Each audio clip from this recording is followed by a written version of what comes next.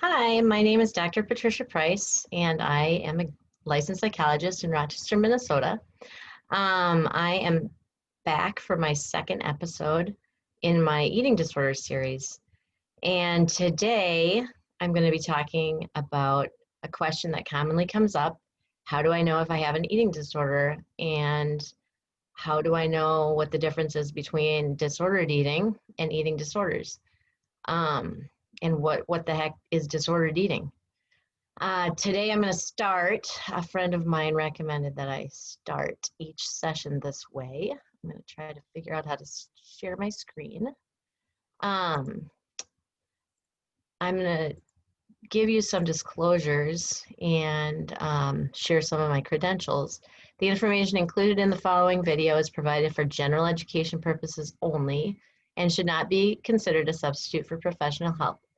If you or a loved one would like to learn more and or seek treatment for an eating disorder, please consider the following.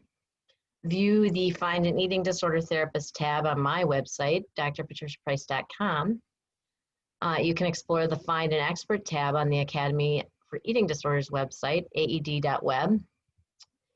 Or you can explore the wealth of information provided on the National Eating Disorders website at nationaleatingdisorders.org. My credentials are the following. My memberships, I'm a current member in the Academy for Eating Disorders.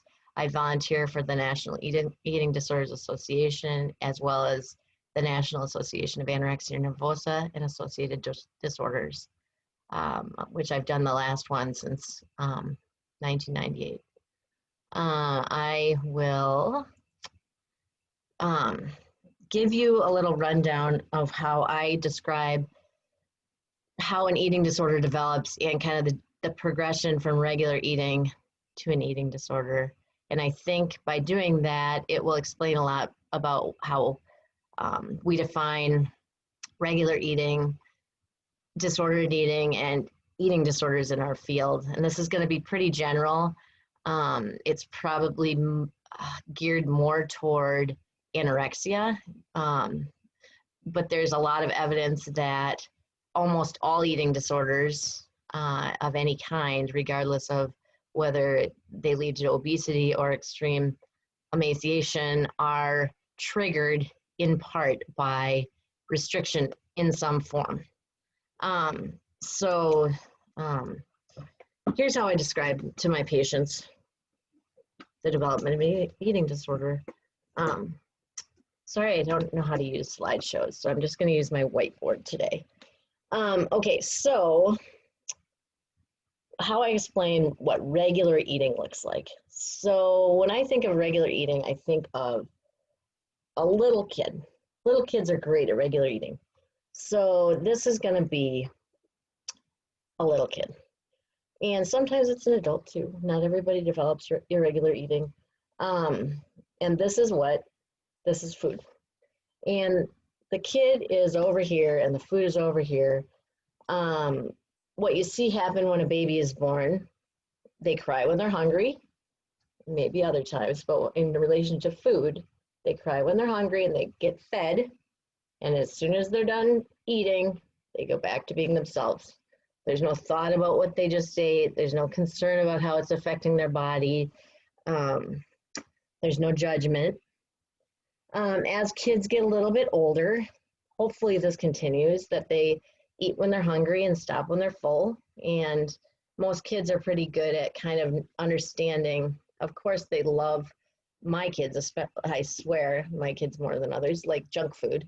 But, you know, they still have some concept of a balanced diet and nutrition just intuitively. They're intuitively attracted to things that they need in their diet. The other time when kids might go to food, or we as adults might go to food that's considered normal, is perhaps we're at a birthday party and we just ate lunch an hour ago, but there's a birthday cake. So, you know, a kid goes to the birthday party, eats the food, doesn't really think about it. You know, it's just a normal part of the birthday party, no big deal. As maybe an example of that as a teenager would be, you know, kids going out on a Friday night and they stop and get chicken wings, you know, just as part of their night out. They're not even really that hungry, but everyone's eating them, and they don't think too much about it. They just eat it, and it's just part of the night. So that is how I describe regular eating.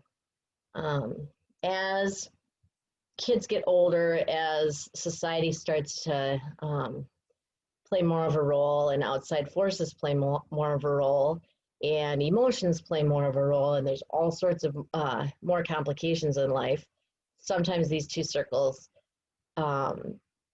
develop a different relationship. And so I draw them a little bit closer, because when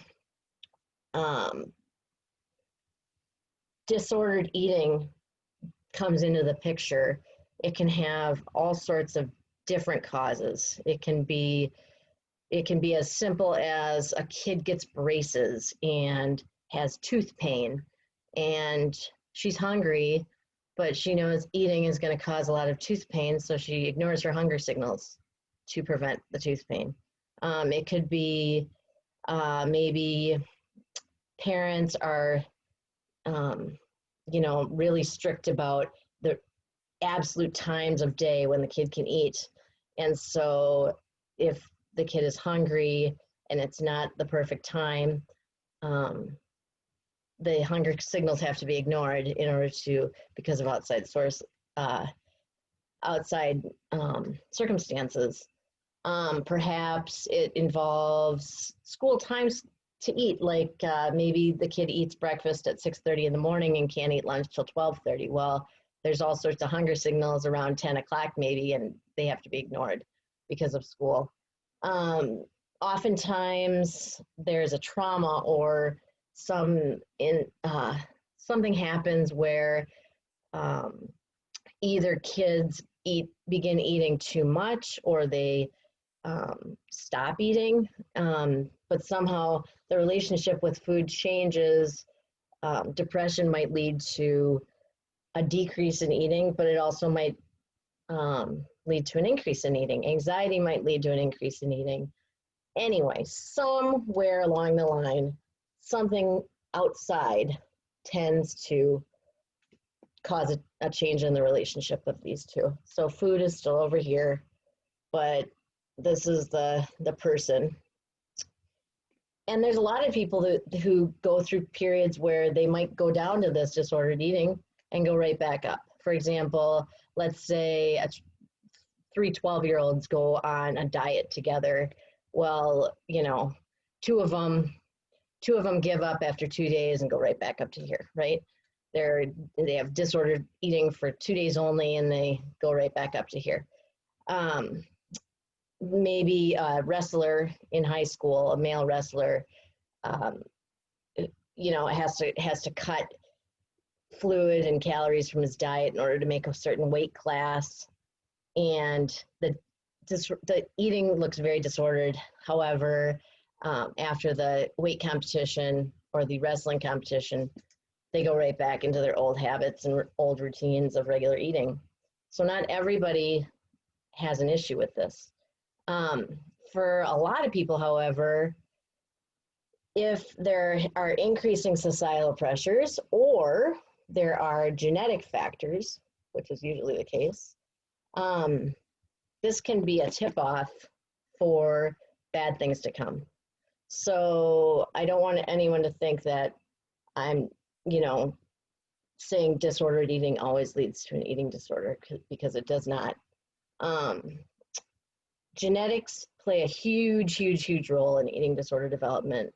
It seems that as they do more and more studies on nature versus nurture in eating disorder research, the more and more comes out that there's a stronger genetic link than an external link, which has really turned a lot of thought on its head over the years. But anyway, let's say this continues, and maybe a kid starts getting compliments when they're up here and they start losing a little bit of weight. So these two circles, these are supposed to be even closer together. I'll redo them. Okay, let's say these two get really close together now, right? Let's say this kid has a genetic predisposition for an eating disorder, gets complimented on his or her weight as the disordered eating begins, or gets complimented on a diet trend. For example, maybe she's cut out carbs from her diet, and her friends say, "Oh, wow, you know, that's great, good for you," or even physicians say that that's good for you. I've heard that, but maybe something external or internal just leads these to become even closer. So this is kind of a bad sign. And as time goes on, and if there's a strong genetic predisposition and there are strong external influences as well, and perhaps other biological factors, for example, depression or underlying mental health issues, these two circles can begin to overlap. And when they start to overlap, this is when the line is crossed in my little picture into disordered eating. So, or I'm sorry, an eating disorder. So this is still the person. The disordered eating becomes an eating disorder when it becomes part of the child's or the adult's personality. And so no longer is it within their control to just hop back up to here. The illness becomes so strong that brain chemistry actually changes, and it kind of takes over their lives. It becomes super obsessional at this point, obsessive compulsive behavior, the kind of the personality traits that are really crossed over in terms of eating disorder development with anorexia would be high anxiety, obsessive compulsive personality, drive for perfection is a huge one. So if a person has those traits, they're more likely to fall into this. And then as time goes on, these become so overlapped that the child or the adult with an eating disorder kind of loses themselves in food and the eating and the exercise and all the things that drive an eating disorder. It becomes super compulsive.